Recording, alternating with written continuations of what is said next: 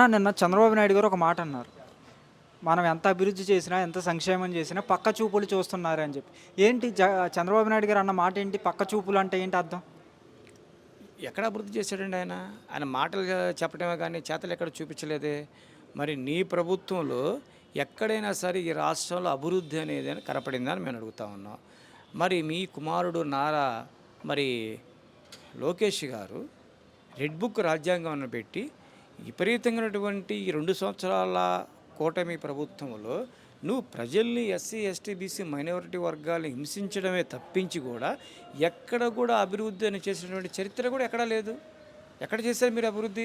ఓరన అమరావతి రాజధాని అని చెప్పేసి ఓన సినిమా సెట్టింగులతో చూపిస్తున్నారే కానీ ఎక్కడ కూడా అభివృద్ధి చేసినటువంటి చరిత్ర కూడా ఈ రాష్ట్రంలో లేదని మేము చెప్తా ఉన్నాం. కానీ నారా లోకేష్ గారు మాట్లాడే మాటలు ఎలా ఉందంటే, నెక్స్ట్ మేము చేసిన అభివృద్ధి గానీ, మేము చేసిన కంపెనీలు తీసుకురావడం ఏంటి, విద్యా వ్యవస్థలో మార్పులేంటి, ఉద్యోగాలేంటి అన్నీ చెప్తున్నాం. జగన్ గారు గత 5 ఏళ్ళు విధ్వంసాన్ని సృష్టించాడు. ఈరోజు మేము అలా చేయట్లేదంటున్నాం. విద్యా వ్యవస్థలో ఎక్కడ విప్లవాలు తీసుకొచ్చాడండి? మరి ఆ రోజు మాజీ ముఖ్యమంత్రి జగన్మోహన్ రెడ్డి గారు నాడు నేడు అని చెప్పేసి ఒక బృహత్తరమైనటువంటి కార్యక్రమం పెట్టి గవర్నమెంట్ స్కూల్స్లో విప్లవాత్మక మార్పులు తీసుకున్నటువంటి చరిత్ర ఘనత జగన్మోహన్ రెడ్డి గారిది. మరి ఈనాడు నారా లోకేష్ గారు విద్యాశాఖ మంత్రిగా ఉండి కూడా ఈ రోజున సంక్షేమ హాస్టల్స్లో పిల్లలకి కనీసం గుప్పెడు అన్నం పెట్టలేనటువంటి పరిస్థితి. పురుగులన్నం.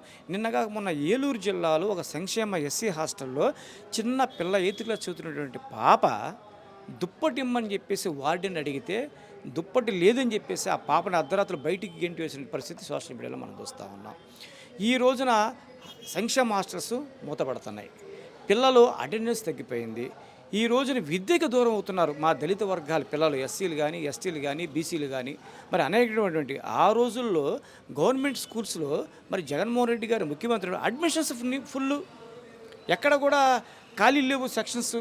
మరి అనేకటువంటి తరగతులు మరి శ్రీ చైతన్య, ఎన్ఆర్ఐ, నారాయణ స్కూల్స్కి ధీటుగా తీసుకెళ్ళినటువంటి చరిత్ర జగన్మోహన్ రెడ్డి గారు అయితే ఈ రోజున మూతపడిపోయినటువంటి పరిస్థితి, విద్యకి దూరమైనటువంటి పరిస్థితి దళిత వర్గాలు చేస్తున్నటువంటి నారా లోకేష్ గారిని ఏమని అనాలి చెప్పండి? మీరు ఒకసారి ఆలోచించండి. మీరు